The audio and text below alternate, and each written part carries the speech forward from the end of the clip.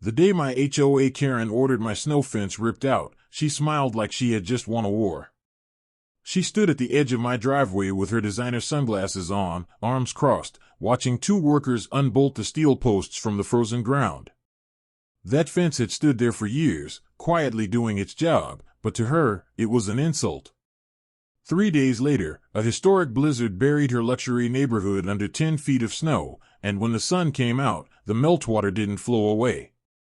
It rushed straight into her streets, her homes, and her million-dollar basements.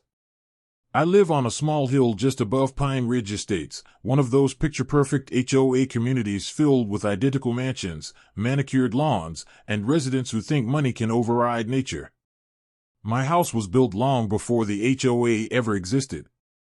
The land slopes gently downward from my backyard straight into their streets. That's why every winter, I install a professional snow fence right along my property line. It's not decoration. It's not optional. It controls how drifting snow builds up and how meltwater is released when temperatures rise. Without it, snow piles up in dangerous places and water flows downhill like a flood. But Karen didn't care about science. Karen cared about control. Her real name was Linda Mercer, but nobody used it. In Pine Ridge, she was simply known as HOA Karen. She ruled the community like a private kingdom, enforcing rules about mailbox colors, driveway stains, and how long your garage door could stay open. One cloudy morning, she marched onto my driveway with 2 men wearing reflective vests and a clipboard tucked under her arm. "That fence has to go," she said, not even bothering with hello. I told her it was on my property and fully permitted by the county. I even showed her the paperwork. She barely glanced at it. "It's ugly," she snapped. "My residents paid for mountain views, not farm fencing." I tried to stay calm. "That fence isn't about looks. It's about snow control and drainage. You remove it, you're putting your neighborhood at risk." She laughed, a short, sharp sound. "We live in million-dollar homes. We'll be fine." 2 days later, while I was at work, my neighbor called me in a panic. "They're tearing it down," he whispered.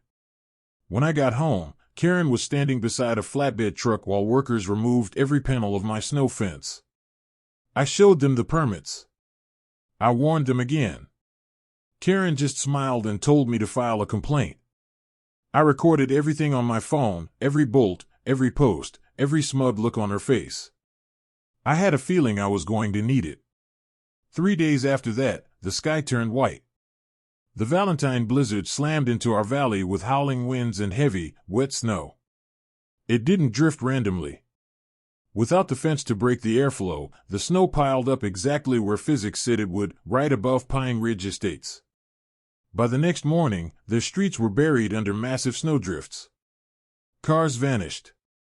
Driveways disappeared. Plows couldn't get through.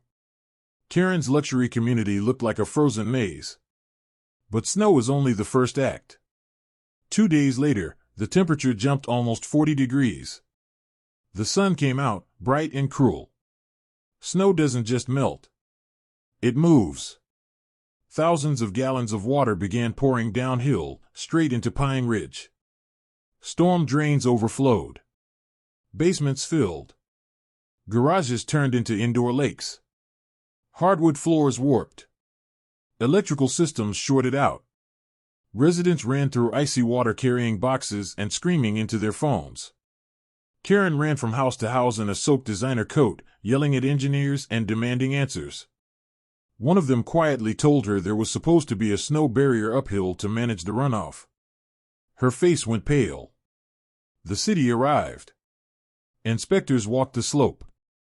Engineers studied the drainage maps. Every report said the same thing: removing the snow fence caused uncontrolled meltwater flow into Pine Ridge. Karen tried to blame me, but I handed over permits, videos, and her own signed order to remove the fence. Insurance companies denied coverage. Lawsuits poured in. The HOA was forced to pay millions in damages. Karen was voted out within weeks. 6 months later, a new snow fence was installed on my property line. Bigger.